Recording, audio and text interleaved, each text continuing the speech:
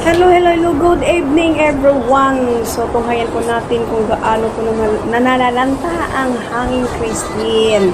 Kung bagyong Christine po, sobrang lakas po talaga. So, apektado po ang lahat. Tensyonado na po ang lahat mga kasama. Ang lakas ng No. sister, yan, nilipad na. So guys, ayan po ang tabayanan ko ninyo mamaya ang details nito hanggat matapos ang video na ito guys. Huwag po kayong maalis. Tensyonado na po ang lahat. Nag-sit out na po ang lahat ng mga empleyado under time po. So for 4 o'clock in the afternoon ay nag-declare na po na uwi.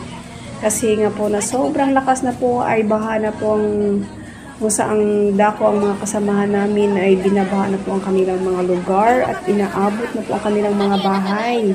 Kaya thankful po tayong God yung mga mata. Ayan. So,